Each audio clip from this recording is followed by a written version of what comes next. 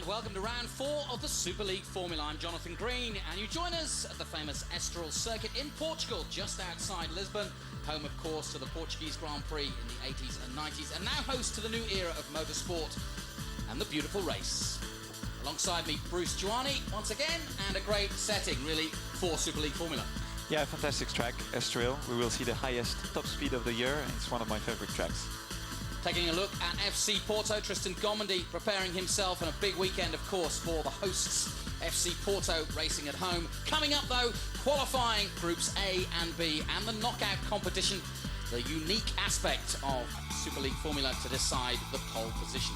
Plenty of action so far, though, as we take a look at Galatasaray. They'll be one of the favourites as well to go into the qualifying. But certainly the action has been fast and furious for the first 3 rounds. Let's take a look at what happened so far.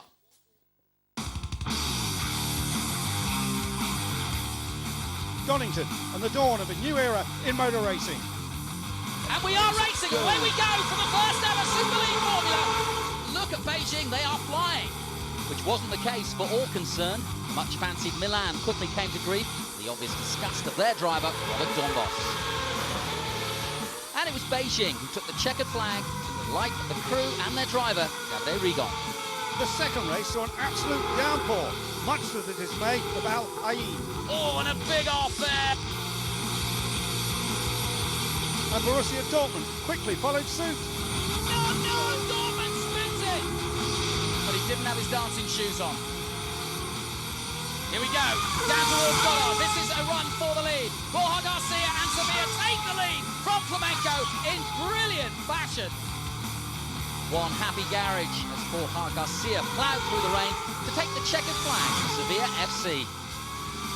And they were waiting for him to wave him on home. On to Germany and on board with AC Milan at the Nürburgring. It was a flawless performance from Robert Dombos as he led from pole to podium. Pointing the way for PSV Eindhoven in the second race in Germany was Jelmer Berman, delighted to take maximum points. A fortnight later and the rain was back with a vengeance, but it made no difference whatsoever to Adrian Baez as he steered the Liverpool car to success in Zolder. And we have got a victory here for Liverpool FC. Race 2, after an earlier clash, no love lost between Rigon and Dombos on the front row of the grid. The two went head-to-head from a rolling start, but it was Rigon who held his nerve and took the lead, but he would never relinquish. After a disappointing run at the Nürburgring, Duncan Taffy reminded everyone of his talents, driving through the field to take second place for Tottenham Hotspur. And PSV came from even further back to take third place, thanks to another impressive drive from Jelmer Berman. So, plenty to smile about for Davide Rigon, who took the checkered flag for the second time this season. Beijing, without doubt, the surprise package, the only team to have won 2 races so far, and they're out on top with 207, chased by Eindhoven and Liverpool. Work to do, though, still for the Italian teams Roma and Milan, down to 10th place. And moments before qualifying, Sevilla FC currently 5th in the league. Borja Garcia about to jump in.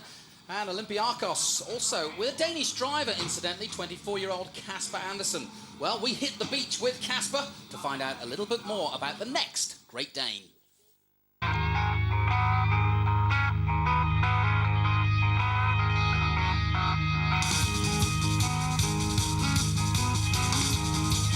As a driver, it's very important to be fit, and I think especially here in Estoril you can see a big difference between the driver who is fit or not.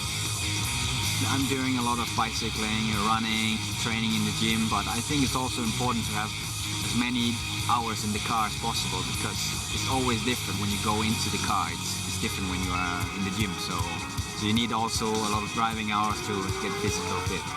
I do a lot of different exercises, especially for the shoulders, shoulder press, chest press, because it's mainly the upper body which has to be very strong. With such a big car as this, you really need a strong neck to hold the head on straight on. I think that the most special thing about this track is the last corner. It's really long and it's like it's never ending, and it's following a very long straight, and I think we reached over 300. So it's for sure it's going to be the top speed record of the Superleague this year. The season so far has not been great. I think we started off very good with the fourth in the qualifying at Donington, but ever since it's been going a little bit downhill because we had quite a few problems with the car, and I think we're ready for Estoril, and the car will be more than quick. It's great to be a part of Superleague. I think it's have a great future, and I'm very happy to be a part of Olympiacos because the fans is very enthusiastic and really great thing to see. Well, he's fit, but he needs to be because he's got a lot of work to do. Second from last at the moment, Olympiacos. A beautiful setting for a race, though, and these are the rules. 18 teams split into two groups, A and B, for 15-minute sessions. They take each other on. The top four going through for a one-lap head-to-head, and that will go on to decide the pole position. First from Group A will then take on fourth from Group B, and so on, to make it nice and equal. Then the four winners go into the semi-finals, the two winners go into the final, and then that decides who will be pole position, and it will be crucial here at Estoril because it's so tight. Liverpool, third in the league at the moment. Adrian Valles will certainly be looking to try and take pole position. He's been cruising around all week long in Estoril and certainly making his presence felt. Estoril Casino is often a hub of activity, but on Thursday the entertainment was outside. Adrian Valles and his Liverpool car were lapping up the attention, and after his victory in the last round at Zolder, the Spaniard was looking forward to more success at one of his favourite circuits. It's a really nice track, probably the fastest track that we've been to since the Super League started, and it's a really nice area, so I really enjoyed doing my first podium in the World Series here, so I hope I can give a win to the Liverpool. That will be fantastic. Valles might know the track well at Estoril, but how would he be on the actual roads?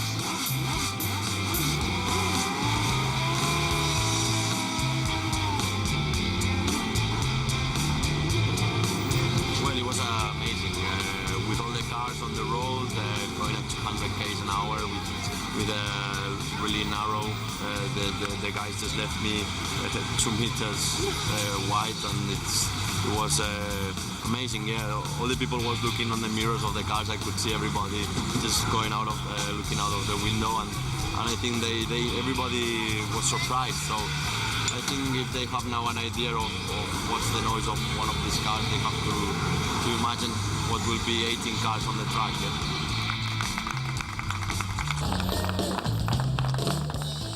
The Casino Estoril is used to big gambling, but tonight for Super League Formula, it's a lottery.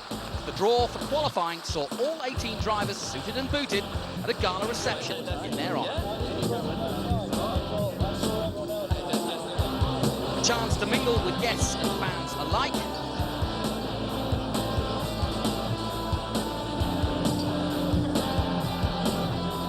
And soon enough, FC Porto driver Tristan Gomendy started the wheels in motion with his own demonstration of magic. And it was soon time to spin the balls and decide the two groups of knockout qualifying unique to Super League Formula. Group B, the semi split. Thank you. Okay. Which group? I don't care. He doesn't care. 3 teams in Group B, just 1 team in Group A.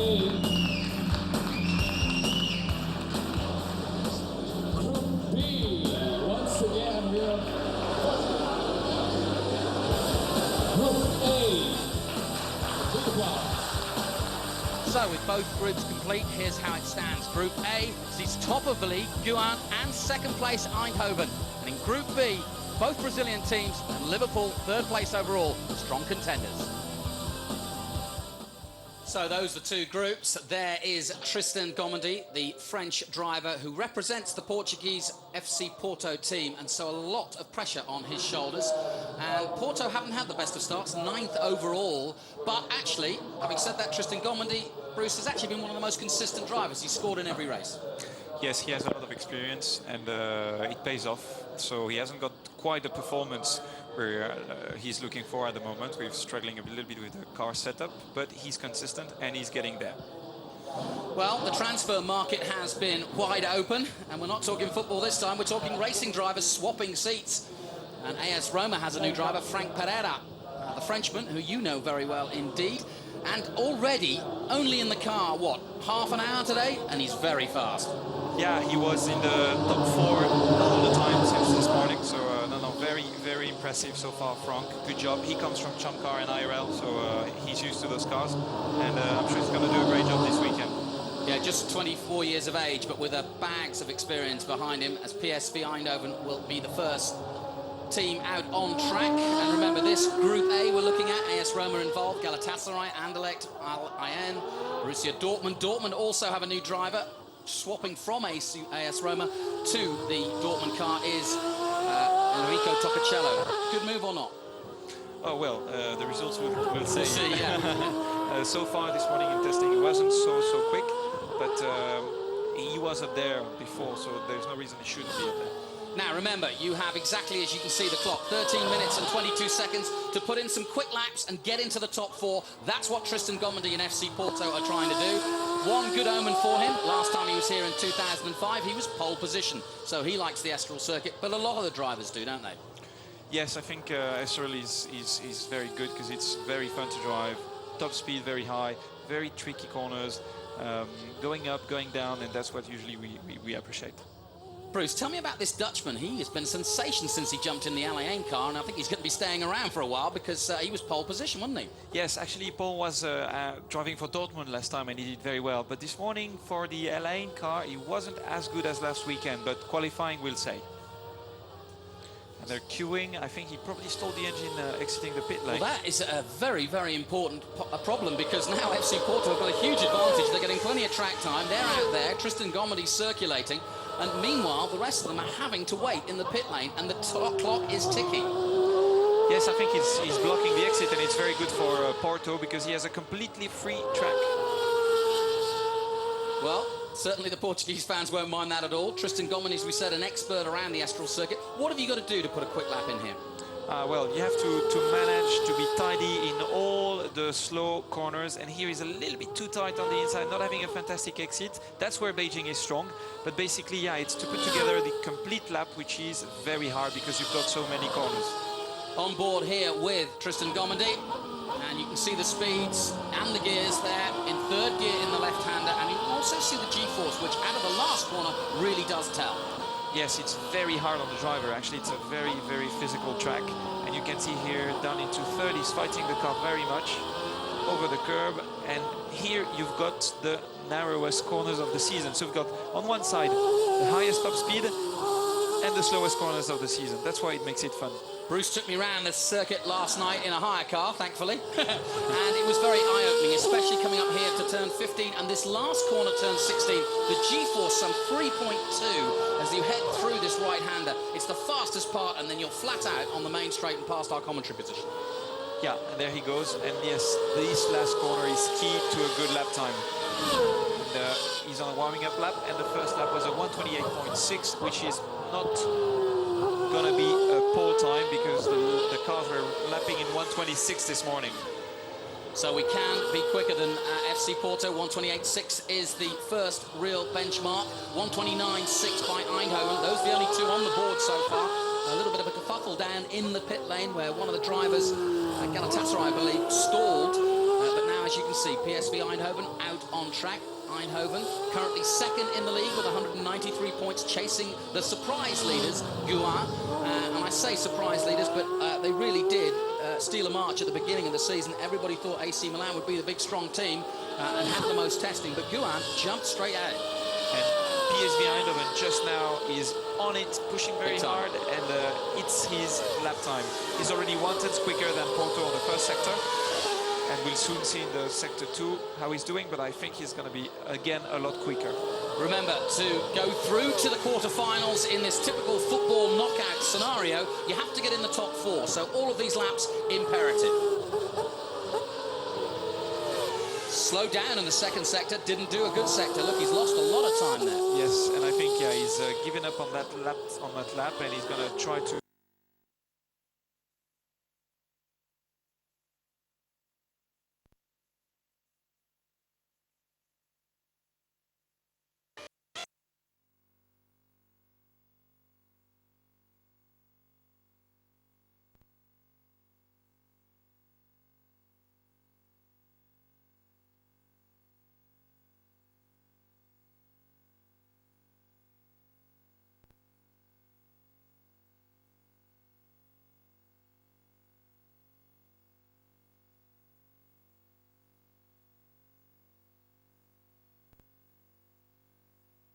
It's early days in this series, and of course, niggling problems for a lot of the cars straight out of the box. There he goes. He's not on a quick lap yet because it's only his first out lap. He's still warming up the tires, and as he goes into the last corner, it will be the beginning of one hot lap for him. Let's see what Galatasaray to do. Roma have gone quick, 1:26.9. Brilliant job done by Frank Pereira to go faster so far, ahead of Porto and Anderlecht. 8 minutes to go. That's a good lap, 1:26.9. This morning, Liverpool did a 26.0, and Beijing just did a 27.2. So indeed, AS Roma is very quick. Well, I'll tell you, it's a brilliant lap to say that Frank Pereira he's never seen the car until this morning. We're still doing a seat fitting yesterday afternoon, and really this morning has been his only time on the track. He has driven this track, but that was years ago in Formula Renault. Yep, brilliant job so far, and I'm sure he can improve on the third lap. Galatasaray is currently in 5th position at the moment. 7 minutes and 46 seconds to go. Roma out front, ahead of the champion, or the league leaders at the moment, Beijing. Porto looking to get on the podium this weekend. Tristan Gomendi has not promised, but said that is his intention. Here is Guan. Guan still on a hot lap, pushing hard. The one thing talking to Davide Regan, the Italian driver of this, is that they seemingly have had no mechanical gremlin problems. I asked them this morning the same question. Any problems? No. Car's fine. It's just setup they're working on. And that, for a driver, is huge. Because if you can just concentrate on that and not worry about the gears, etc., etc., you know, it's going to be a huge factor, isn't it? Yes, you can actually focus on the driving and build up each lap, each sessions, and in the end, when you put everything together, it makes a difference. He's not going to be quicker than AS Roma on his third lap. Crosses the line now, and you're quite right, no quicker that time. No. Dortmund have just gone into the top 4.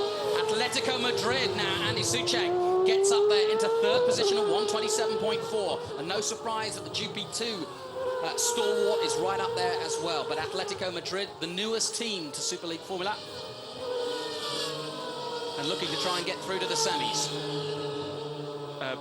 Beijing, just for information, Beijing is now still on a hot lap, trying to get on pole. And now we are on Eindhoven. Yeah, Eindhoven at the back at the moment, and Jelmer Berman needs a lap here. Remember, not too long to go, 6 minutes to go, just a few laps really in anger. And PSV right at the back, and their fans won't be too happy about that. Talking about Soucek again, having problems with gears, downshifting from 6th to 2nd place. Also a problem for Antonio Pizzonia earlier this morning as well. So several drivers suffering from gear shift problems. Galatasaray currently in 7th position. They cross the line now, and they don't improve on their 1:29.2, and that leaves them still in 7th place if they head into the first quarter. Now this is AS Roma going again for a quick lap. We'll see in his first sector if he's improving or not, but I don't think he's going to improve because the tires have gone away. He's actually doing the same first sector, only 200s behind, so he's still trying hard. When you say the tires have gone away, what you mean is they've lost that optimal ability and speed, and effectively, how many laps is that? 1 lap, 2 lap? Really? Maximum, yes. So basically, now it means that he's still learning about the car, he's still learning how to drive, he's still learning about the car and the track together, but the performance of the tires is gone. So it means that if he goes through, if the standings are staying like this in the quarterfinals, semi-finals or final, there is a great potential. AS Roma, the car you are watching right now, are still the quickest, 1:26.9, although they're not expected to improve on that. In fact, they're not, as you can see from the second times. Beijing are going through, Atletico likewise, and so are Dortmund. Porto, Anderlecht and Galatasaray with work to do. LAN and PSV Eindhoven not going to make it through. They need to be in the top 4 to go through to the quarterfinals. As well, I might mention that the sun is coming out, and as the sun is coming out, the track temperature goes up and the performance gets down, and it's going to be too hard to make a good lap time from now. There's Enrico Toccacello, and I amusingly asked him why he'd swapped teams from AS Roma this morning to Dortmund. It's been a subject of much discussion, and he said, well, Secretly, I've been a Dortmund fan all my life, even though I was born in Rome. And I think it was a little tongue-in-cheek, but that's Enrico for you. He's a good peddler, and he's certainly going to be very quick. And the Dortmund car well prepared by Zach Speed, isn't it? Yes, it's the sister car from Beijing, basically. So if he can drive the same driving style as Beijing 1 and David Erigon, then there is a potential for very good performance indeed. Andy Soucek on track into turn 1 now. The man from Madrid representing Atletico Madrid, the newest team to Super League Formula, and it's great to have them as part of the show. And with 3 minutes to go, they are currently in a position to go through. Another lap to complete, and he was down after the first sector. Let's have a look at his second sector time. The second sector a long way into the lap before you go up the hill again in the last 3 corners. Yes, he's still on a quick lap, but sector 2 is where the tire are being used very much. That's where you need traction, that's where you need side grip, and we will see in sector 2 if he manages to be as close, but I don't think he will. He's chasing 59.9 in sector 2. He's coming up to it now. Up the hill he comes, down towards the tight chicane coming up in a moment. Here he is, turning left into it. And he's over that time, but not by much.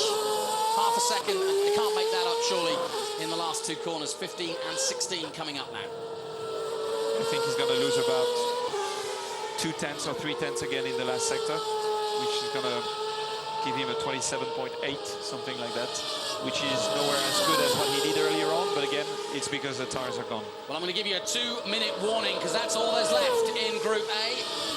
And yes, sure enough, Atletico 1:27, not quick enough, but they are still in the top 3. Now, in this last 2 minutes, we're going to see if anybody can pop Roma, Beijing, Madrid or Eindhoven, who've jumped right up to 4th place. So PSV Eindhoven, the team on the move at the moment, 1:27.5 by Hjalmar Berman to put them in the top 4. Job done for him, very important. Now he can go in the quarterfinals. And we're keeping a really close eye. I mean, Beijing second and Eindhoven are right there with them. And in terms of the overall championship for the first year of Super League Formula, I think Beijing and Eindhoven are going to take it all the way. I think we should have a look. It's not over yet because Galatasaray has just posted a 27.7 and is on the 2/10 behind PSV Eindhoven, and it's going to be a fight for the 4th spot to get into the quarterfinals. Okay, Hjalmar Berman completes this lap. Will he go quicker than his 1:26.9 of Roma? No, but will he go quicker than his own time? He crosses the line now, and no, he hasn't. And in fact, Madrid are in the top 4. Eindhoven down to 5th now. Galatasaray, as you said, on a quick lap. There he goes. He's going to cross the line. 24, 25, 26. Oh, it's tight. No. Oh, 27.7. No, again. No, not quite. Not quite. 2 tenths off. That's his best lap time. A real no-show from Elaine at the moment. They're down in 8th position. Atletico Madrid, though, go up to 4th position with Andy Soucek. And that's a good run by him, and the Spanish flags are flying. We are in Portugal, remember. A lot of Spanish fans will be down here to see the race, to watch Sevilla and Atletico go head-to-head. But it's Roma of Italy who lead the way, and this is a really sensational story. The new man to the series, Frank Pereira of France, a 1:26.9. He has stolen a march on everybody this morning, and I think he's caught them napping. And Beijing is now down to 4th because Borussia Dortmund stepped up to 3rd. And now Beijing again, back into 2nd. Yes. So Roma, Beijing, Porto still 3rd, and Dortmund now in the top 4. Atletico just on the outside of it. Eindhoven dropping down the ball. What an exciting qualifying this has been. And to decide the top 4 has been amazing because Roma have been out on top, but really it has gone and swayed between 2nd and 4th place throughout this qualifying session. A really, really competitive session. And we have Atletico Madrid heading into the last sector and 2 last corners. Can they do it? They were half a second down, or over half a second down out of the 2nd sector. Can't see it. 1:26.9, chasing that of Roma's time. It could move them forward. Let's check as they cross the line. No, it's over. Not quite. It's over for them. So Roma are the top team. Beijing The league leaders are right where they need to be in second place. FC Porto racing at home. There you see Tristan Gomendi. He's up there in third place. And Dortmund, with their new driver, Enrico Toccacello of Italy, is in fourth place. And he just held off Anderlecht and Atletico Madrid. Disappointment for them, and I'm sure for Jelmer Berman, a big disappointment for him. He had been up there right in third place at one point, but ends up in seventh. So again, disappointment for Galatasaray. Alain also struggling somewhat. Paul Meyer, who was pole position, the Dutchman, nowhere this morning. I wonder why. I think the Alain car is not as good as the Borussia Dortmund car, and he had the Dortmund car on the previous weekend. He swapped teams now, and he's struggling a little bit. He probably has to adapt himself in his driving style to the new car as well. That's a sweeping statement. What makes the car different then? They're all very similar. They are all very similar, but there are so many possibilities of settings on the car. Pickup points for suspension, springs, roll bars, ride heights, wings. So many of them you can affect. And it makes cars which are very different to drive. Galatasaray out on circuit still. And they are currently 11th in the championship at the moment. The Turks, with Alessandro Perguidi, the Italian driver. Believe that. AS Roma did a 1:25.8. When did they do that on their last lap? Yes, and it's 1.2 seconds quicker than Beijing. What a sensation. I tell you what, the boys from Group B must be quaking in their boots and glad they weren't in Group A. That was sensational by Frank Pereira. He's just done, like you say, a 1.2 second lap quicker. That's incredible. 1.190 to be exact, ahead of Guillaume. Porto in third place, Borussia Dortmund in the top four. Fifth was Anderlecht. Atletico Madrid disappointed in sixth, and likewise Jelmer Berman and Eindhoven seventh. Galatasaray, Alain, as you mentioned, nowhere in this one. Oh, what an interesting time. Here we are on board with Dortmund. And this was Enrico Toccacello coming out of the last corner here to put in his scintillating fourth fastest lap to moving through. Porto, where they needed to be. A lot of pressure on Tristan Gomendi. The Frenchman racing and representing Portugal. Got a lot of photographs, a lot of autographs to sign last night. The fans had come to see him. Beijing Guan, well, they've been dominant all season long. And once again here in qualifying in Portugal, no problems. It's all systems go for Davide Rigon and Beijing. But AS Roma, the sensation, without a doubt. Frank Pereira, the Frenchman, hadn't been in the car until this morning, showing pure class coming out of the last corner. A brilliant 1:25.881, the fastest lap I think you'll see here this weekend. Oh, there's nothing wrong with that car. He's the fastest man so far. He is straight through to the quarterfinals. So the car's back in the pits, and I think the nice thing is how easy it is to identify the cars immediately, because you can see the football colours. Galatasaray are resplendent in their classic colours, and each of the pit lanes are dressed in the fans and the accolades of their team, what they've won over the years. Is your football knowledge getting any better? A little bit, I'm getting there. I'm stuck with cars for so long. Here comes Roma into their practice pit stop. Remember, they have to do a mandatory pit stop, and so there's no harm in doing a little bit of practice. Here is Roma. Bring it to a stop, making sure. How long do you expect pit stops to be? I think between 9 and 12 seconds for a very good pit stop in 9 seconds would be good. And Frank has experience with pit stops as well from America.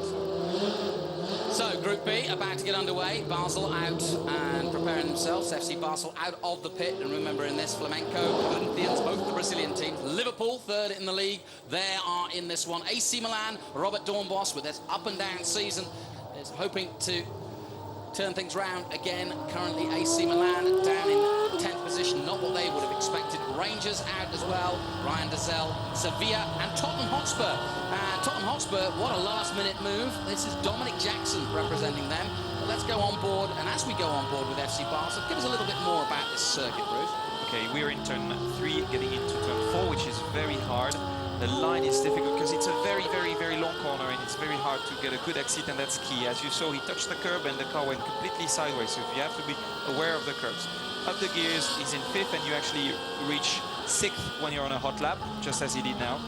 And into this turn 5, which is very long as well and bumpy and blind as well, going uphill. And there he goes into the very technical part of the circuit. It's third gear, corners in third gear, and you go in a very, very narrow, actually the narrowest corners of the season. There you go. Very slow chicane in first gear, actually. Very hard to put the power back. 700 brake horsepower down on track, it's difficult.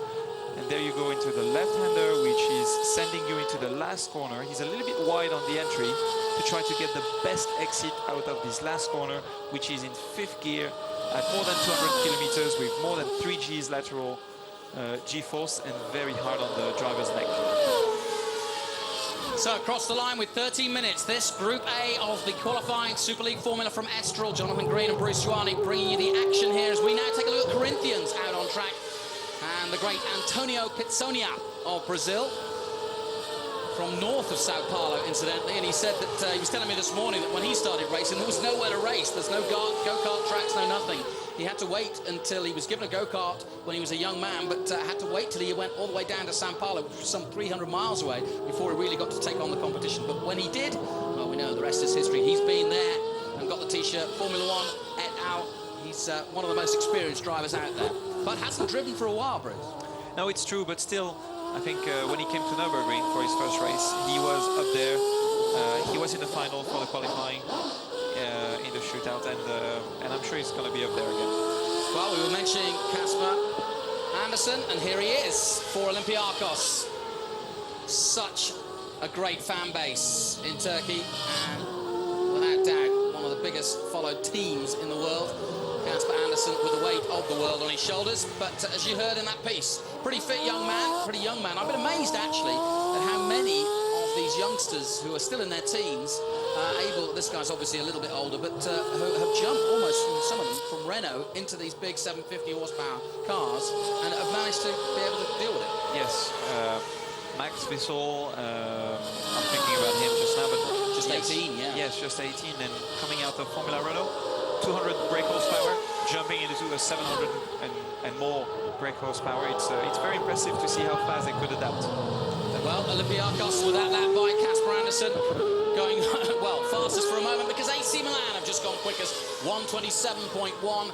And it's early days yet with 11 minutes and 21 seconds to go, but Milan, Olympiacos, Basel and Glasgow Rangers are the top 4 teams. Flamenco, Corinthians, Tottenham chasing them hard.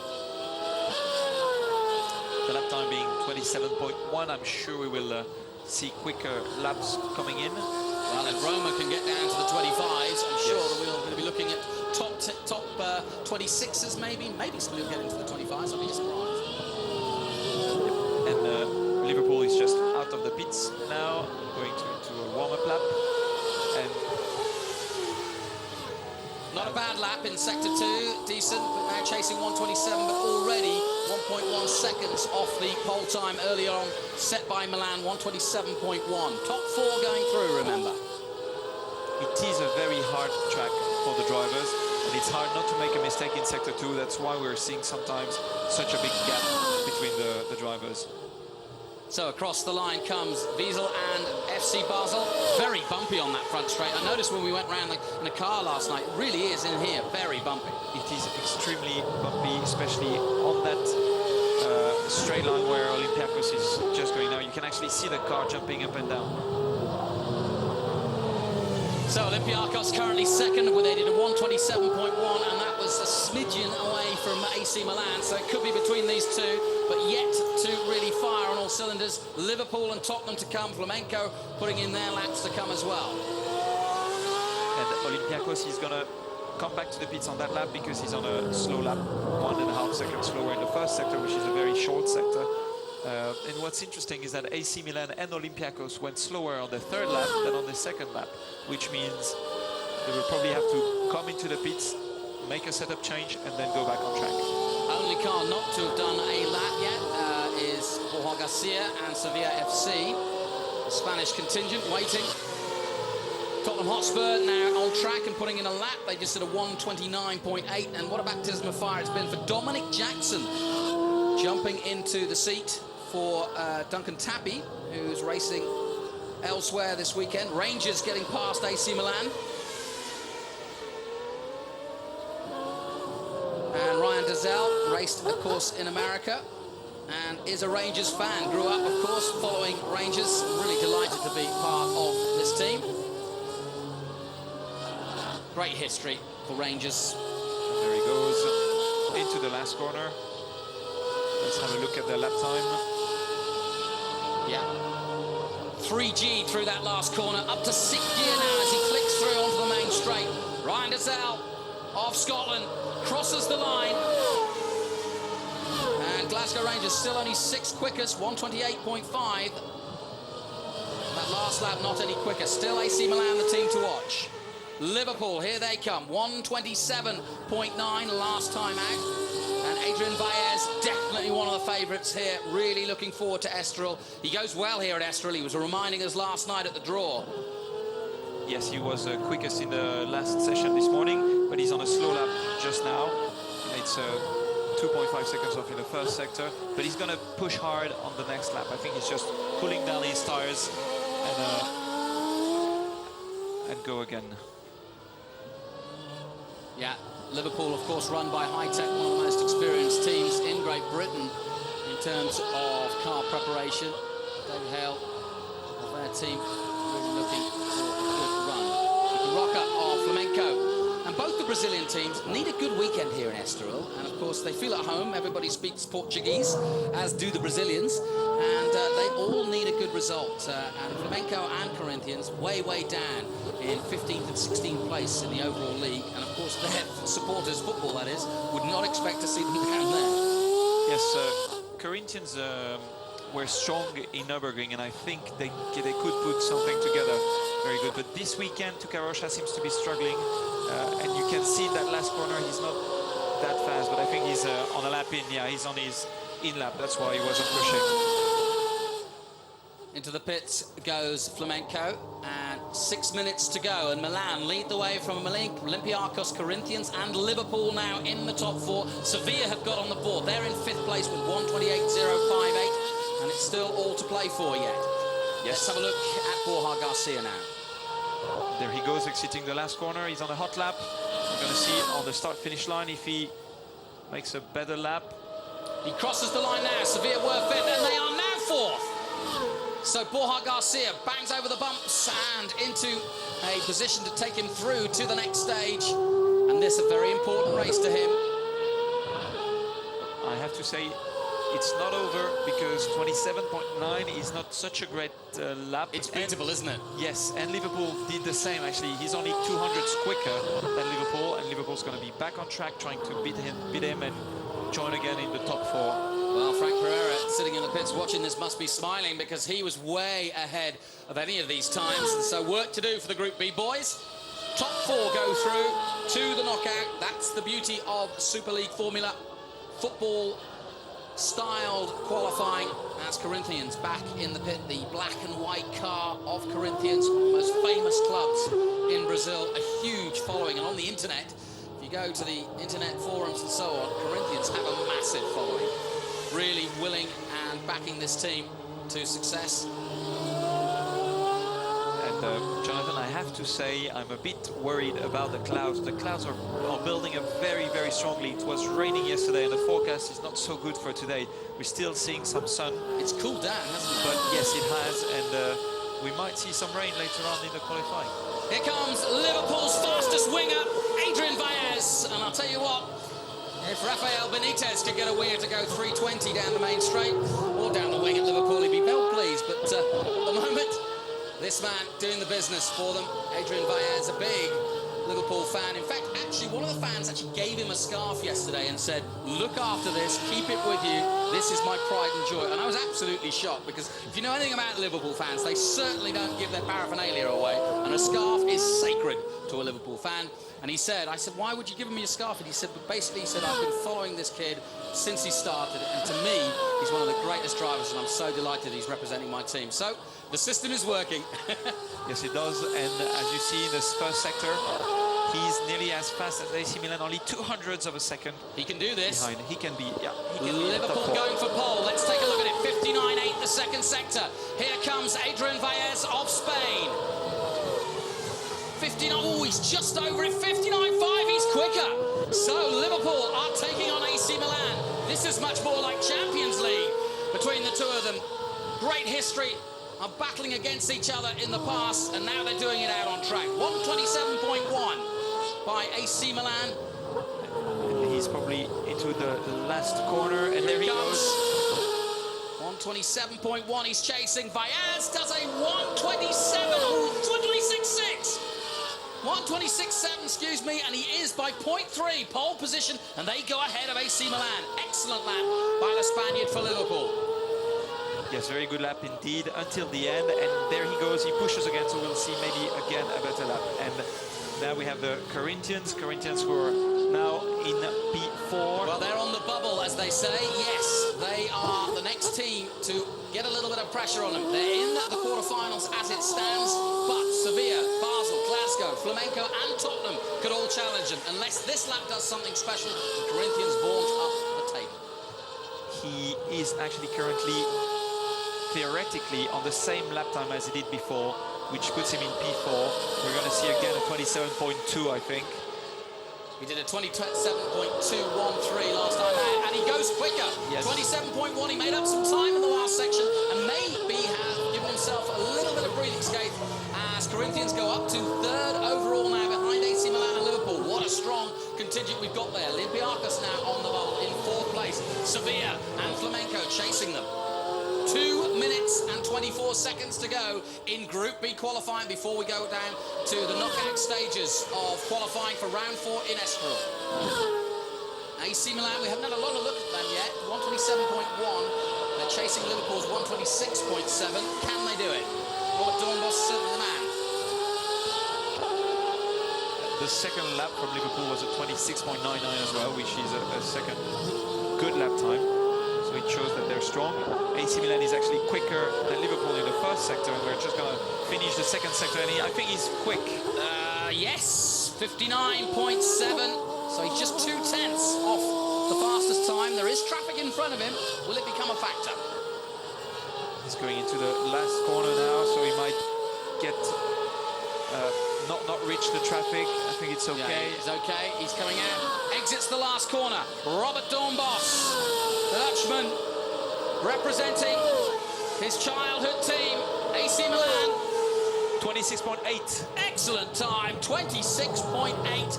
And AC Milan stays second, just missing out on the fastest time. And that really bodes well for what's to come, because we could be in for some cracking laps as this qualifying session starts to really heat up. Corinthians looking for another opportunity. In third at the moment. Olympiacos on the bubble.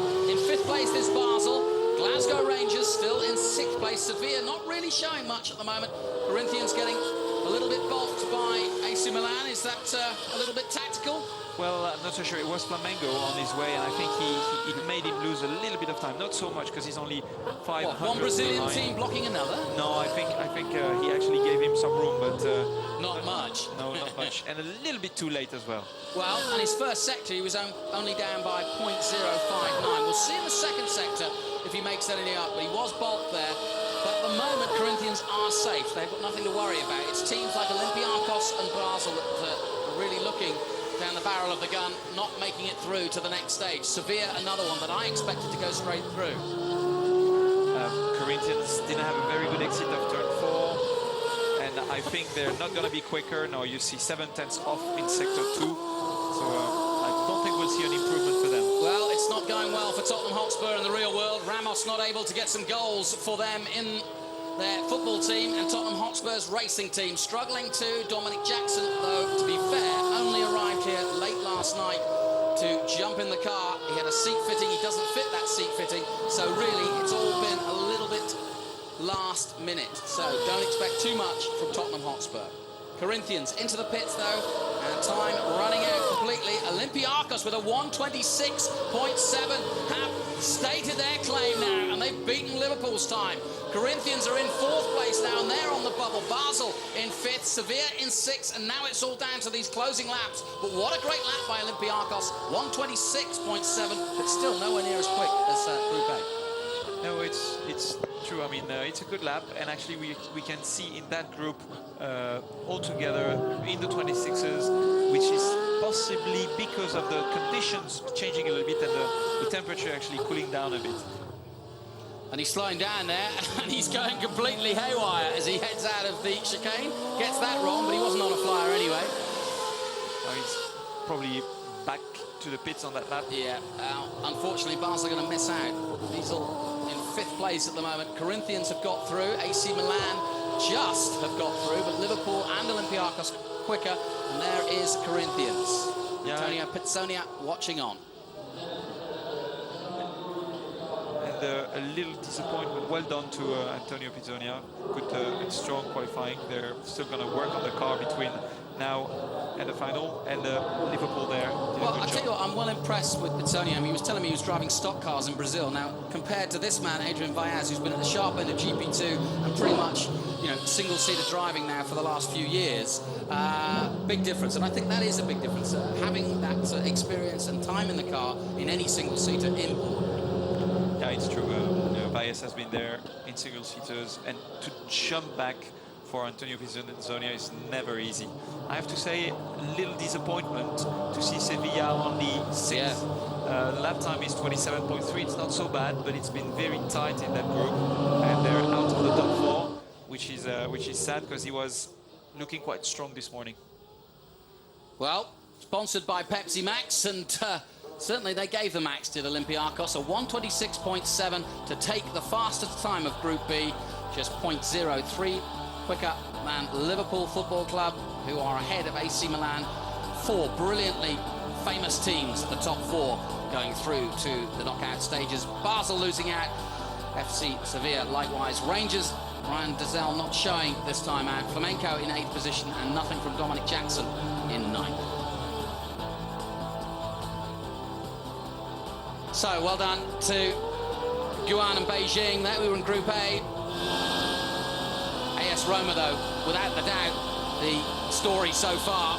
Frank Pereira, the new man on the scene, certainly catching the rest napping. Corinthians, though, and Antonio Pizzonia right where he needs to be. And the shootout only just beginning. Robert Dornbos makes sure that AC Milan and their fans are where they need to be. They're through to the knockout stages. And Liverpool FC, 3rd in the league at the moment with 171 points, and Adrian Vallès proving why he likes Estoril. Another good lap by him, but the big surprise from Group B, Olympiacos, 126.7, obviously is working out on the beach, has done some good for Casper Andersen.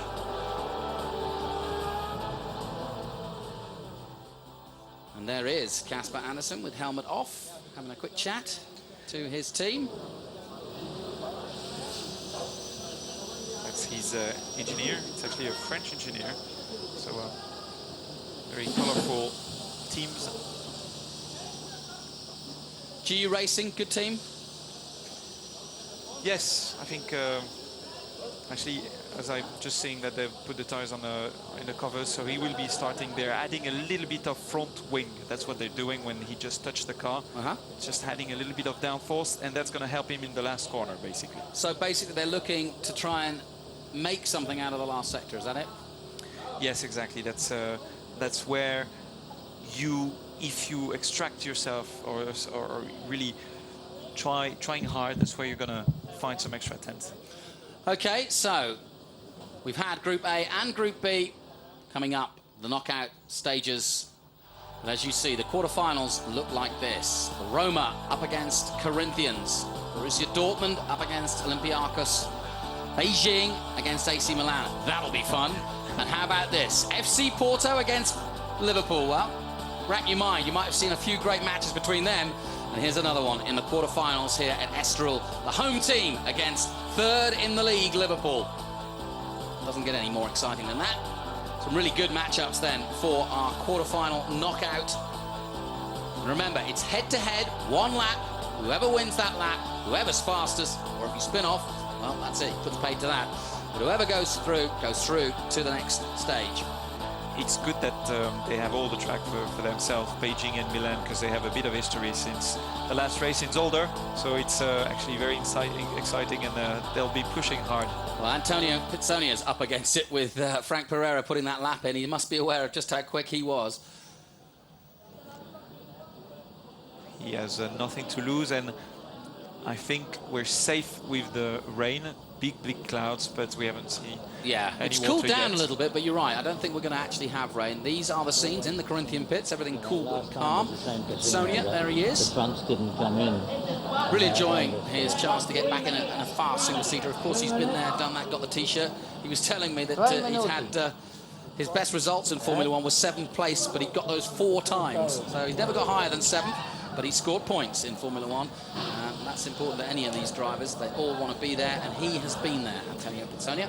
I remember him at Williams, and he was on a podium at Spa, but he actually had a problem, so that's sad. AS Roma, though, the big story of today's qualifying, without a doubt. And it'll be interesting to see what the Frenchman, Frank Pereira, can do. It's actually quite funny because I know that this face on his side, which is a very famous photographer, Formula 1 photographer, Clément Marin, another French guy, photographing a French guy. Sorry Surprise, about that. Hey, listen, nothing wrong with that. And also, Frank was saying he's really comfortable with Fisichella Racing. He knows them as well and was really looking forward to hooking up with them. So, very professional team. Yeah, I'm very impressed with Frank. I've been following him when he was in the US, racing in Champ Car in IRL. He did very well into the last season, racing Formula Atlantic for the first year with a small team. He finished 2nd in the championship, only 1 point behind the winner. And again, he did Champ Car this season, only 1 race, 5th on his only race at Long Beach. So very impressive. He has lots of experience. He was very young when he was a Formula 1 test driver, and now he's actually coming together and producing very good performance. He's amazing to say. He's only 24 years of age, so the experience he's got plenty of horsepower himself, 750. There's only 3 there. But yeah, no question about it. He was telling me, actually, his teammate in the States, Enrique Pinolde, was supposed to be here this weekend, but broke his hand. Yes, that's what I heard as well. He was going to drive the Tottenham car. Yep. He was on the list. I was expecting to be there, and I just heard this morning that it was going to be Dominic Jackson driving the car because he damaged his hand. Well, I'm happy for Dominic because he's been here since the Barcelona test, chomping at the bit to try and get in, and finally his opportunity arose. He had the ignominy, though. He wasn't at the draw last night. They had a very beautiful lady take his ball out of the pot to pick his group. So he actually said on the phone, he called him up and he said, let the girl do it. Let the hostess pick it out. She can tell me what I need to do. So. Then when you go out of the box, you need to wait until somebody gives you okay. Just now, this is a famous engineer as well, Nicolas Goto, and he's working with his driver to try to sort out some driving around the track. He's trying to explain to him that he needs to be careful on the throttle, I think, and helping him to sort out some upshift problems, I think. Yeah, a lot of the teams, and you were saying at Zolder the same, a lot of the teams complaining about shift problems. There's the cloud situation, there's the weather situation. Now, it started foggy this morning, and the hills are, and the coast, of course, very close to us. The wind has got up, but as you can see, the golfers are out and enjoying it, but... and that's not far from the coast at all. But sunshine there, and then clouds coming over the hills. But 60 seconds to go before we are away for It's a Knockout, so to speak, in the knockout version of the Super League Formula. Who's your money on, Bruce? The man just there on the screen. I hate to say that's who I predicted this morning. That's true. Yeah, I think, well, if he can put everything together again, not put too much pressure on himself, then he's going to be very strong. Okay, it's head-to-head. Remember, 1 lap. And it's the first time for him, that exercise, so we'll see if he can adapt. Yeah, is it weird, do you think? Is it hard to get your head round? I think it's not easy. It's putting a lot of pressure on you because it's only 1 lap. What's the best way? Just to forget the other guy and go for it, or actually keep an eye on the sectors? No, it's to forget about the other guy, just do the best as you can do, and let your engineer tell you if the other guy is off. Two of the most famous clubs in the world of football, AS Roma and Corinthians of Brazil and Sao Paulo, head out on track in Portugal in Estoril for the first quarter-final. The sensation from France that is Frank Pereira has stolen a march on everybody from Group A to put in a scintillating 1:25.7 in his first qualifying, so Corinthians have really got to react. But then again, this man, Frank, has got to do it now. There he goes. Pizzonia is not very far behind him. So would you prefer to be closer? No, not necessarily. Having a clear view in front of you is, for me, better for concentration. But, Yeah. well, there is a gap. There is probably 10 seconds, so that's good enough. I know. So, the beautiful race, getting into the knockout stages, and Frank Pereira of France, representing the Italians, AS Roma, is the first man out in the quarterfinals. He heads out on turn 13 and 14 and heads towards 15 to wind himself up for the last turn. Got to get that just pin perfect and then take on the circuit. And he's doing a good job. He worked the tires hard on the second part of the track before he starts to be warm and ready for now. Here we go, kick-off here in Estoril. Roma on their first lap. We're watching also Corinthians crossing the line now to start their lap. It's a race against the clock, against each other, head-to-head for a semi-final berth. Who's going to score first? Roma into the tight turn 5, and he's got a good set to 1. Now let's check out what Corinthians can do. 17.8, 17.9, it's close. Good start by both of them. That's good from Frank. He was very quick into turn 3. He had a bit of a slide in the middle, but had a very good exit. So that's quite good. Come on, back on the power, using all the track. Nothing special there. Nice and smooth so far then by Frank Pereira. A little bit of a hesitation going into the right-hander. That's good, that's good. Yeah, that's fast. That's really fast for sure. 59.7, that's actually not as good as his first lap. 59.7 the second sector, 1:00.04. It could be all in the last sector. We saw the adjustments being made to the front wings, and it's the twisty last part that could make the difference. But at the moment, Roma on their way to the semi-finals, unless Corinthians can react. They're 0.2 down, Corinthians. Crossing the line now, come Roma. Let's take a look at Corinthians. It's a good lap, 1:26.4, a very impressive lap. But here come Corinthians, and Antonio Pizzonia crosses the line with a 1:27.1. And it is Roma who advance into the semis. So there we go. We know where Frank is fast. It's the last sector. He's actually super quick in the high-speed corner. That's where he makes the difference. Because 26.4 is actually the second fastest lap of the day. Is that more setup or driver ability? Driver ability, I would say. Yeah. Because the rest of the track is very demanding on the car's setup anyways. And he doesn't make such of a difference in all those corners. And it's only in the last corner where he makes a difference. So I think it's down to the driver. No hard feelings for Antonio Pizzonia. He pushed hard there. He actually put in a very good lap. Yeah, true. Just, you know, he was just up against the top man. Well, it's funny because what Frank doesn't know is that he has to go back to the pits quite quick to give room for the others. Yeah, he needs to get out the track. Yes, Really. yeah. Well, we're following fairly quickly on, and I can see that Dortmund are making their way out down the pit lane. But there you see, the first quarter-final is done, and Roma beating Corinthians. It's 1-0 to Roma as they go through to the semi-finals. Next group, and Enrico Toccacello at the pit lane entry, waiting to head out, representing Germany's Borussia Dortmund. Away they go, and he's up against Olympiacos. And interestingly enough, we saw Olympiacos top Group B. And what about Casper Anderson in this one? Can he beat Toccacello? You certainly said at the beginning of the day Toccacello was one of your favourites for the weekend. Well, I think that Enrico has more experience, but this morning he wasn't as fast as the Olympiacos car. We'll see. Olympiacos seems to be very strong, but will he be old enough and will he manage with his experience to put all in one lap? That's the question. Well, I talked to Enrico last time he drove here, 2005 A1 GP for Italy.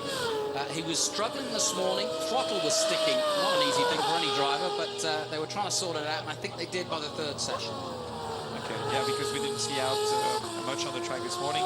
Sticky throttle is never really funny. No. When you get into the corner and the throttle stays flat and you're at 300 kilometers per hour at the end of the straight, that's not funny at all, I can tell you. Yeah. Well, they hopefully sorted it out, and of course, Zach Speed, one of the most experienced teams here. And head-to-head about to go underway between Dortmund and Olympiacos. Turkey against Germany. Tocacello knows the circuit, as we've mentioned. Casper Anderson, I don't think he's been here before. But Dortmund looking to move up the board, currently in 13th position with 108 points. And away we go. Down the main straight, 6th gear, flat out, down through the gears into 2nd place, and here come the start of the lap for Olympiacos. They cross the line now to start their lap. We'll get the first sector from Dortmund in a moment, and out of turn 4, flat out, 4th gear, down through the gears again to 2nd gear, up the hill, turning up to 3rd gear momentarily, a blip on the accelerator, and then hard on the brakes again into the long left-hander. 17.9, good sector. Yes, it's the quickest sector we've seen so far, and no, it's not because Olympiacos actually went faster. They did, by 0.051, so we thought it was impressive by Dortmund, but Olympiacos once again setting the benchmark again. We'll take a look at the 2nd sector. All to do now for Tocacello. He's got to be tidy. I'll let you take us through this because you can see whether he's making mistakes or not. Well, no, he didn't do any mistake. That was quite good. He just braked a little bit early there, but still it's good. It's tidy, and we're gonna see that's not so fast, but it's good. 59.8, it's good. It's a good 2nd sector, and Olympiacos is a few seconds behind. We're gonna see if it's as good. Yes, it's gonna be as good. I know. Oh, 59.2 from Olympiacos, and I'll tell you what, Casper Anderson, he's no ghost as Casper. He is flying. Yes, it's a very good lap time. Maybe quicker than AS Roma, actually. We'll see in the last sector. Dortmund crosses the line at 127.6, but surely Casper Anderson has beat him hands down. The Dane has written his own fairy tale. Across the line, 126.3. Impressive. And that's actually a little bit quicker than AS Roma, indeed. 1/10 quicker. So, the fastest lap so far of the knockout stages goes to Olympiacos, and definitely high fives for the Greeks. They'll be smashing plates in the pit lane tonight, I think.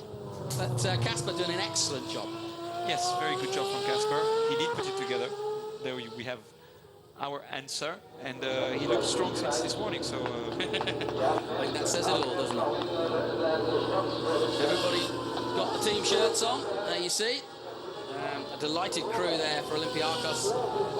And to be fair, Olympiacos all the way down. It's been a rotten season so far, and the main reason, I think, is DNFs. They've had 4 DNFs in all, and maybe, just maybe, things could be turning around here. And 2nd quarter-final then, just to confirm, Olympiacos beating Borussia Dortmund. Tocacello not able to take the pace of Olympiacos. Casper Anderson. 2 more quarterfinals to go, and it's the league leaders out next against AC Milan. Doesn't get any better than this. Davide Rigon against Robert Dornbos. Who's your money on? We're keeping the casino theme going, Bruce, you see? Yes, and I would say Beijing this time. All right, fair enough. I won the first one, didn't I? Yeah, with AS Roma. Yeah, you're up. You've won at least a glass of water or something. Yes. Well, you keep asking me. I have to ask you as well. All right, no, don't ask me. I'll fudge it. But Guan, definitely the team to watch. FC Guan at Beijing. And I was talking to Davide Rigon this morning. I said, what kind of reaction have you got? And he said, we've been overwhelmed by the emails. Obviously, Beijing a long way from here. The guys that will be going in the new Olympic Stadium, their fans really warming to this over the internet and getting behind Davide and sending emails of support and saying, take on AC Milan, show them what we've got. Because it is. I mean, there's no way that Guan as a football team will ever play against AC Milan, so this is their big opportunity. Yeah, it's true. And I can tell you that just now Robert Dornbos might be seeing red in front of him and not green, because they had a bit of a fight that Beijing won in It's older, so I'm sure Robert will want to do well. It's payback time, right? Yes, exactly. Well, and as I said, AC Milan down in 10th position at the moment compared to Guan, who are top of the league, 207 points, only one DNF. And when they race, they've been right up there. And certainly in qualifying, I think it's fair to say that this man, Davide Rigon, has been superb in qualifying. There he goes into the last corner, heading for the main straight and the beginning of his hot lap. Here we go then, we'll be looking at the first sectors, but he exits nicely up through the gears into 6th gear now, over 300k as he passes our position down the hill towards the first corner at Estoril. And AC Milan looming in the distance there. They're about to cross the line too and start their lap. Across the line comes Dornbos, out of 1 goes Guan, down towards 2, into 3, flat out, 4th gear through here. Down the hill he comes, hard on the brakes again, down into 2nd gear now and up the hill he goes, nice and smooth so far. Good first sector, 17.9. It's very, very tight. Everybody's in the 17s. Oh, and 17.6. That's 3 tenths quicker. Fantastic stuff by Dornbos. He's on it. He's eaten his shreddies this morning, that's for sure. Away goes Dornbos, 3 tenths quicker. And I'll tell you what, it's going to be hard for Davide Rigon to react. Do you think he'll be aware that Dornbos is quick yet or not? No. In that case, the engineers are just staying quiet. They let the drivers do the job, and that's it. AC Milan just must have been braking very, very late into the first corner. That's why they made up so much time. That's the only place. Can he make it up in the 2nd sector, we wonder? Well, I think that Beijing could make it up in the 2nd sector. Because lock up, that could cost him. Now, this is going to get interesting. 59.8 from Guan. Has AC Milan gone quicker or slower? Have they lost time or gained time? 59.1. Oh, scintillatingly faster.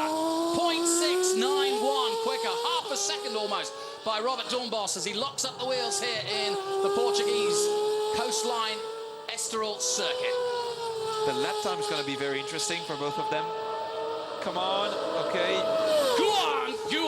26.2, that's fast. Very quick indeed. Across the line comes Dornbos, a 1:26.0. Whoa! What a great head-to-head that was. And amazingly, AC Milan have come out on top despite locking up and despite a very strong lap from Beijing. I lost. You did, again. I wasn't going to remind you. No, that, as you said, it was payback time. Yep. That's done. That's done, and now it's time to go racing. Yes. Great lap, though, from Robert Dornbos, and you could tell he was pushing it. And yes, a patter of applause from his team. And 1:26.0, the quickest time so far in the knockout stages. Of course, we had a 1:25 earlier on from AS Roma. Do you think we'll get down to that kind of stages? Maybe because the fuel is going down. Fair the fuel point. level is going down, and yeah, And the clouds are coming up. Yes, we could see the performance dropping a bit. So quarterfinal 3, AC Milan beating the league leaders Beijing Guan FC in that head-to-head. So they go through. They will be fighting for a semi-final and possibly a pole position. And let's not overemphasize this, but pole position here at Estoril, as you've been pointing out to me, vital. There's nowhere to overtake. No, it's actually very, very hard. The only place, as we see FC Porto starting with Liverpool, but the only place to overtake, it's the end of the main straight, and it's not easy to get close to the car in front of you because of this last corner, where you lose downforce if you're following from too close. I can hear the cop getting on their feet as we speak and about to walk alone with Adrian Valles as he takes on the mighty FC Portugal. FC Porto in Portugal, never an easy task, not even in motor racing. And Tristan Gomendi, very determined. We saw him earlier in the programme, twisting, doing a little bit of magic. I was quite impressed with that, actually, because he did it first time. Yes, true. No, he was good. I was impressed as well. He's not apart from the racing and jogging, he's not so much of a sportsman. He's not a very good football player, I have to Is say. he not? No. Well, we're doing a keepy-uppy at the moment. We're going to see if he's any good at that. But at the moment, Porto, not keepy-uppying. They are in 9th position at the moment with 138 points. This weekend, massive to both Tristan Gomendi and the FC Porto team. They're racing at home. They've been very, very close. They've been very consistent, very close to podiums, just not quite there. Tristan does believe this weekend, with the Estoril circuit, it'll all come together. But he's up against Adrian Valles, who equally very confident here this weekend. Yes, it's true. I'm not sure who's going to be quickest there, and it's going to be interesting to see the lap time as well. There he goes. Here we go then, it kicks off quarter-final 4, FC Porto against Liverpool. Couldn't be a better matchup in football terms. In racing terms, it's pretty good too. Tristan Gommedy, one of the most experienced drivers out there. And likewise, the man he's up against, Adrian Vaez. Great experience in both GP2 and now, of course, in Super League Formula. 17-9 again in the first sector. Liverpool crossed the line now. Porto a long way ahead at the moment, so it'll take some time before we actually realise just a bit of a moment there from Porto. And while he's swirling around the track, let's take a look at Vaez's time. 17.7, he's up by 2. Yes, and Porto probably lost another 1 or 2 exiting turn 4, sorry. He's up by 1.26 to be effect, but I reckon you're right. I think he's going to be up by 2 after that little wiggle. Yes, and just now, he didn't have a very good exit from turn 5. He was very, very wide. I think Liverpool is doing a better job so far. Second sector, 1:00.116. That's not so good. And Liverpool pushing hard now with Vaez. Coming down to that second sector now, and you can see how the car is moving around. Excellent, yes, 59.8 in the second sector, Liverpool on it. 3 tenths, that's it. That's the 2 tenths that we saw flying away when Tristan made his little mistake. And it's Porto against Liverpool. Porto crossed the line at 1:27.1. Will Adrian Vaez take it? He comes down the straight. Oh, and volleys it into the top right. 1:26.7 by 0.3. Oh, that was Rooney-esque, if not Torres-esque. Yeah, that's a good lap time, but overall the performance from the 2 cars is not great. Let's remind AC Milan did a 26.0, Beijing 26.2, even though they lost. They lost. Olympiacos 26.3, and so Liverpool 26.7. It's not so quick. Yeah, but he goes in. Good enough. Goes through. And it was always going to be a tough head-to-head, but he does go through. Well done to Vaez. Maybe that scarf just helping him. So Porto heading back to the pits. Likewise, Liverpool. And just to confirm then, good head-to-head between those two. I think Liverpool will try to make a few changes to the car, because the car seemed to be moving a lot on that lap. Confirmation then, that quarter-final 4 saw Liverpool beat FC Porto only just, but in the end, that last sector, a real volley by Vaez to go through into the semi-finals. And Liverpool 3rd in the league, looking to take Estoril by storm.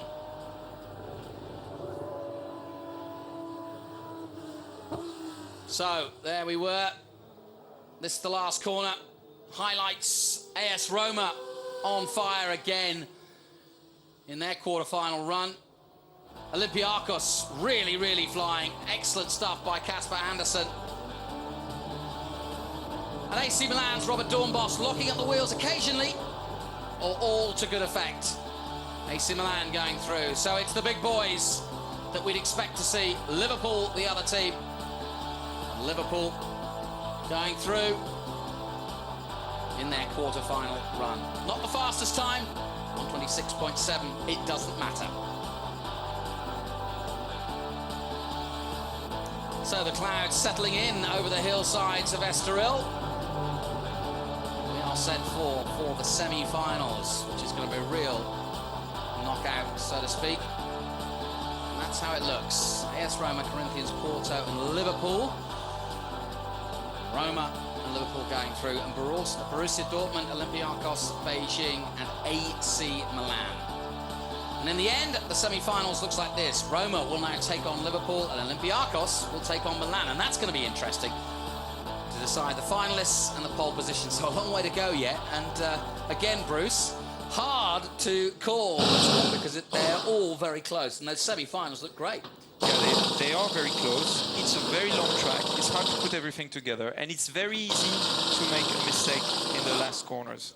You mentioned the fuel load just a moment ago, and we've mentioned how many tyres. You get 4 sets of tyres for each weekend. So they're not putting any new tyres, or are they now, as we're getting down to the closing stages?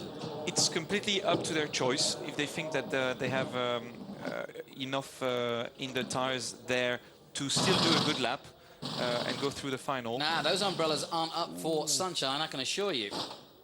It's not hot enough for that in the late October sky. No, it is because there are drops of rain in the area, I would have said, and that's going to be a factor. But the reason I ask the question is because we keep saying it, there's no overtaking. So do you risk trying to get the pole position on fresh tyres with a view to just holding everybody up if you haven't got fresh tyres for the actual race?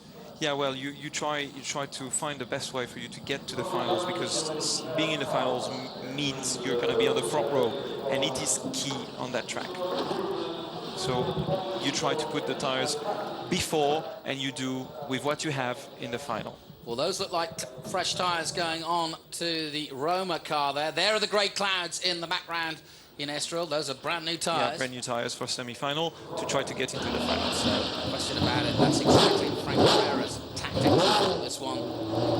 AS Roma in the semi-finals. Fisichella Racing up against Liverpool. They too on fresh rubber. And the driver is just the driver, so it's right on it. Yeah, no question about it. Valles goes into this semi-final. A little bit of a pause for Roma, but I'm still amazed at Frank Pereira. He's only been in the car this morning, so he can only get quicker. He's set the fastest time, remember, and we just mentioned it before. Liverpool weren't that quick, 26.7 in their last lap, and we've already seen Roma on fresh rubber.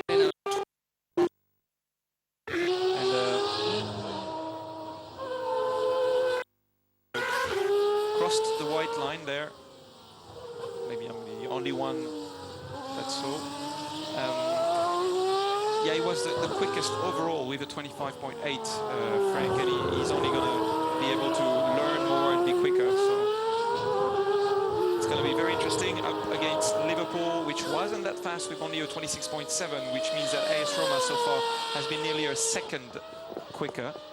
Here's a fact for you. This is a repeat of the '84 European Cup final between Liverpool and AS Roma. And guess what? It went to penalties. Who do you think won? Roma? No. Oh. Liverpool. See, I need to work on my football, definitely. You know, it was the old Robble of Legs, you know. You ever seen that one? Well, I hope their legs will be good. No, nobody's legs are wobbling now, so no. not Adrian Valles'. So then, Liverpool against Roma, a repeat of that European Cup, but we are now in a new millennium, and this is a new era for motorsport and football. As here we go. Semi-final time. There is AS Roma crossing the line. And right behind them are Liverpool, down to the first corner, bumping their way. Down through the gears go Roma, number 22. And we look for 17.9 in that first sector to be quick. 17.8, that is quick. So Roma are up and looking good. How quick are Liverpool? They ain't far behind. And they do a 17.8. Oh, this is tantalisingly close. It could go to penalties again. Yeah, very tight. 0.05 of a second, which is 500, which is virtually nothing. Probably the size of a front nose. Ooh, a little bit early on the throttle for Frank, but still he manages it. That's okay. The technique wasn't so good, but the speed is fine.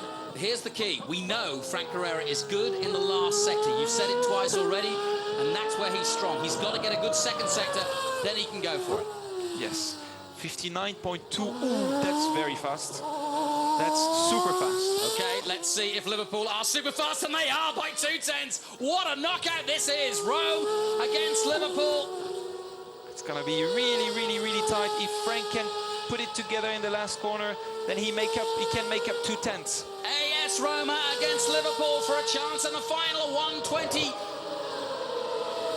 5.6 from... That's faster than his original time. Here come Liverpool. But wait. 25.7. He made it out by just a tenth of a second. 0.0. And again, 5.6. That's it. 2/10 in the last sector. 2.5 tenths into the last sector. That's where Frank made the difference again. Wow.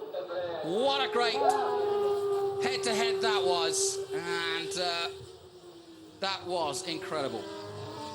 Good lap between both men, and a great battle head-to-head between the two of them. with only the last sector making the difference. Very good. So 25.6 is, again, the fastest lap of the day. Yeah, I'm trying to remember what his previous one to that was. 25.88. So that is the fastest lap of the day. What a great time to do it. Does he go one better in the final? Well, the tires. Well, he won't have the tyres this time. That was the reaction to the team. You are so fantastic. And I think I'd agree with this. This is High-Tech's reaction. Disappointment from David Hale. Well, and not happy at all as Liverpool just miss out there. Doesn't matter in the end. They're going to be up the field. But either way, probably one of the best heads-to-heads we've seen so far. Yeah, I mean, it was up to the last minute. Oh, actually, the last minute, the last few meters of the track. So, no, it was great. I must be pleased with that. Oh, yeah. I mean, at the end of the day, I mean, they missed out by nothing, really. And it was an excellent lap by Valles and a real shame. But either way, Roma beating Liverpool in the semi-final. The first semi-final here. Super League Formula qualifying, this unique qualifying system for motor racing to decide the pole position. And here in Estoril, absolutely vital. Up next, AC Milan against Olympiacos. And Bruce, I'll do it again. Who's going to win? Okay, I'm going to say... Do I have to say something? No, I'm just mean. It's going to be close, I know that. Yes, it's going to be very close. I'm going to say Dornbos is going to take it.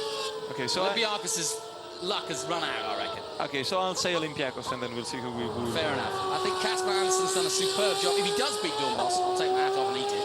But I haven't got one, so we're all right. But I think Dornbos is due a big lap. He locked up before in his previous lap, and if he doesn't do that this time, I actually think he might go well. But he's up against it. Olympiacos was very quick last time. Yes. I think that he was pushing very, very hard and being on the edge on his previous lap. That's why he locked up. I don't think the lockup made him lose any time. So that's why I think Olympiacos, who was safer, might be a little bit quicker this time. Here we go then, a chance to go for pole position and the final. This is the semi-final between AC Milan and Olympiacos of Turkey. Olympiacos of Greece, I should say. Across the line they come. And here we go. And that's the difference. AC Milan, Olympiacos. And now the Greeks cross the line. But it's the Italians who are going to set the pace. We're looking for 17.6. That is quick. It is the equal as his previous qualifying lap. It was a 17.6 as well, which is usually 3/10 quicker than anyone else. But there you go, Olympiacos just did... Oh, there's nothing between them. A 17.6 as well. It's going to be so tight again. No mistakes. So far, so good. All about the second sector. He's going into turn 7. Back on the power. Nothing wrong there. Very quick. And it's going to be a 59.3, which is not as good as neither Liverpool or Roma on the previous lap, but it's very fast still. 59.085, and he's up. So Olympiacos are creating a real sensation here at Estoril. They are at the moment second to bottom in the league, but this could be their weekend. Casper Anderson doing the business. Come on, Casper, don't make me lose this time. 25.8 from AC Milan. Very quick indeed, and if he beats this, I will be amazed. But look at that. Oh, he's lost out! All in the last sector. Dornbos reacted brilliantly, and AC Milan go through. Wow. And we thought the Olympiacos, look at, you can see the tail of the tail there, right in the middle sector. Yeah, what can you say? The second sector was actually very good. It was the best second sector ever. It was over for them, but just made it on the last line. They can't believe it. But I don't think they can. I think it's bewilderment more than anything else. Yeah, but now it's sad for Olympiacos, who has shown a great pace up to now. But still, he will be starting from 3rd on the grid. Actually 4th on the grid. Yeah. And like I said, you know, for DNF, this could turn around the fortunes of Olympiacos. 3 rounds to go, including Estoril. And everybody wants to finish further up the league, and it's going to make a big difference where you finish in this first year. Only 6 rounds this year. And looking ahead to 2009 with a big support, a real push for a big season next year, everybody wants to be in the top 6. But semi-final 2 ends with AC Milan beating Olympiacos. Only just, though, in the dying seconds, the dying sector. So we have a final now with AS Roma and AC Milan. Doesn't get any better, does it? The 2 Italian giants will go head-to-head. And everybody watching on now. It's hard to call as well, but I would say, I've said it all morning long, I reckon Frank Pereira's going to do it. I would agree with you. Oh, good. So, plenty going on in that one. AS Roma were sublime, and once again, Frank Pereira, the new sensation to the series, right up there. Liverpool couldn't hold them back, and AS Roma crossed the line in scintillating fashion. 125.6, just missing out Liverpool by a 1/10 of a second. AC Milan on fire, certainly in that last sector, coming out of the last corner and making it all up there. Robert Dornbos exiting the last corner, through the gears. There you go, hitting 6th gear there as he crossed the line. And it was good enough. So the 2 Italian giants go head-to-head against Roma, AC Milan. It's been that way in the Italian league many, many times before. Robert Dornbos, a childhood fan. His mum was a physio at AC Milan. Here's how it panned out then in the road to pole position. Roma, Corinthians, Porto and Liverpool going through Roma and Liverpool. In the bottom half, Borussia Dortmund, Olympiacos, Beijing and AC Milan. Olympiacos taking on AC. AC coming through Liverpool and Roma. First of all, Roma winning out. And that's how we got to the final. An all-Italian affair in the final. Let's hope it doesn't go to penalties. We've got pole position to decide. And it's between this man and his counterpart in the AS Roma car. 2 very experienced drivers. Dornbos, a little bit older. But certainly Frank Pereira has been the man of the moment to see. He's only seen this car this morning. Quite literally. No testing. Not bad, is it? Oh, very impressive indeed. And I can't wait for the final. It's going to be very, very tight when you look at the lap times of both of the drivers. I would say AC Milan has a very, very small advantage of just finishing his previous lap, so he's very much on it. Bruce, drivers are all different. What would you do in the case? You know all the sector times now, you know all the lap times, you watch your opponents. What would you do? Would you just stick with your plan and hope it goes well? Obviously, nobody's got new tyres now, so would you adjust anything, or would tinkering actually put you off? No, I don't think I would. Well, I don't know how their car were reacting, but if he was happy with the car, I wouldn't change anything, or very small changes, and just go for it and learn from the others. Trying to see where I was lacking sometimes in which sector, to try to improve the sector where that would be. So then here we go for the final, the pole position shootout, and of all the tracks we've been to, Estoril probably the toughest to overtake. Some of them are pretty tight, but having said that, everybody saying that pole position is key here this weekend, and it's between 2 teams. AS Roma and AC Milan of Italy. Sector times for the first one, very important. Would you care whether you were behind or in front? Where would you prefer to be? Chasing or doing the setting? I wouldn't care. I wouldn't care really. Doesn't really matter. Just looking at driving as well as possible and trying to put all the sectors together. In both cases, you can see the car behind you, and when you're behind, you can see the car in front of you, and you have some marks around the track where you know if you're going to be quicker or slower, so it doesn't really matter. Well, when it comes to trophies, certainly over the years, AC Milan have got the lion's share, but having said that, AS Roma have also taken some pretty big trophies in their time, especially at a national level. And these two teams bang heads every year. And once again, they're doing it on track here at Estoril. It's a really hard one to call this. On the warm-up lap, all to decide pole position. 2 races tomorrow.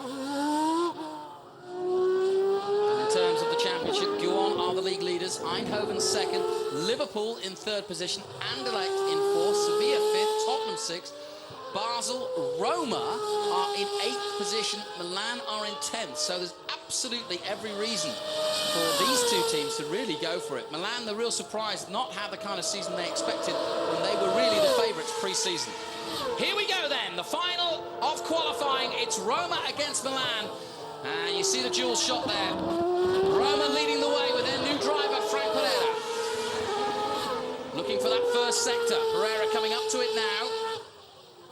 And it's 17.6. He made a difference. He worked out. Oh no! That's still fast. And he's made a difference again. The other way. Oh, he ran wide. He's ruined it. Ah, yeah. 17.7, and that'll be no problems for AC Milan to beat now, surely, because those were 2 big moments there for Roma. He was in front in the first sector, but he won't be anymore. He probably lost some time into the second sector. Oh, and another moment again. I reckon he's down. He was ahead in the first sector, but I reckon he's down by now, and we'll soon find out as he comes to that 59 point coming up in about 3 seconds' time. Here we go, Roma. Oh! He's pushing really hard. Too hard. 59.8. He's done well in the second sector. Yeah, but could he hold on? That's 6/10 too slow. All right, we're about to find out. AC Milan approaching that second sector. Here they come. 59.7, it's close. 1/10. Nothing in it. And Bruce is crossing his legs, his arms, his fingers, everything. Here we go. It's an all-Italian affair. But who's going to come out bellissimo? Roma versus Milan. Milan crosses the line, 126.3. And here we go. Here comes Robert Dornbos and AC Milan. 126.3, he's chasing. 126.7. And you know what? Basically, I can tell you, the tires are gone away, so the cars are moving around. And again, in the last sector, Frank made the difference. Fantastic. First time in the car this morning. That is incredible. Absolutely incredible. We have a pole position from a complete rookie, certainly to this championship. But to be fair to Frank Pereira, he's a man with mighty experience at only 24 years of age. He's driven pretty much everything there is to drive, including coming fresh from the United States. But he's been out of racing hard for a while now. And this, a great opportunity. Fantastic. Yep, that was the reaction by the team. And remember, Toccacello, I don't know if Toccacello took a pole position for them. I don't think he did. So that's their first pole position. So well done to AS Roma. Excellent stuff. No, they have not got a pole position, and so very well done to Frank. He doesn't believe it himself, but probably he does. He's a pretty cool customer, isn't he? Yeah, very easygoing and very relaxed. I mean, he was a go-kart world champion. Yeah. So he has a bit of experience behind him, and coming from the US, where the level is very high in Champ Car and IRL, and the cars are difficult to drive. Well, he just put it together. So congratulations then, as Roma defeat AC Milan to take pole position. Great qualifying session, and if that is how it's going to be for this weekend, worth tuning in, I'd say. Brilliant stuff, and a few mistakes early on was the difference made. This man, Frank Pereira, and his team Fisichella. And remember, Giancarlo Fisichella still driving at the highest level for Force India right now, and a huge Roma fan himself. So, AS Roma do the business here in Portugal. And they might be able to have a glass of port after that. He pushed really, really hard and got the car sliding around. And the road to the pole position started off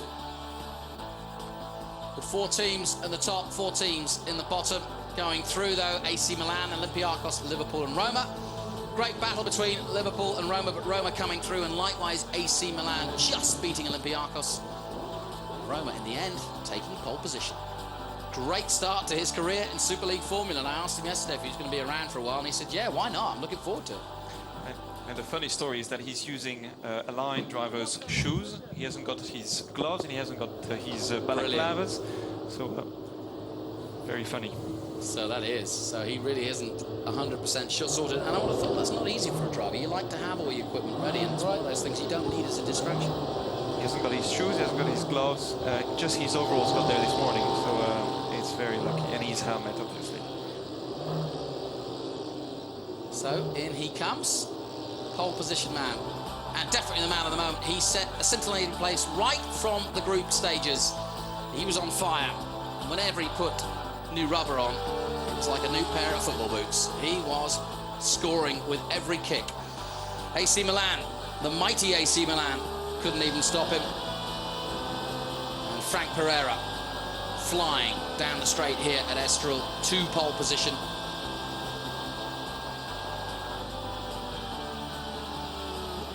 Can he do it in the race? We'll find out. And that is absolute delight from his team. They are well pleased. They've only just started working together this morning, quite literally.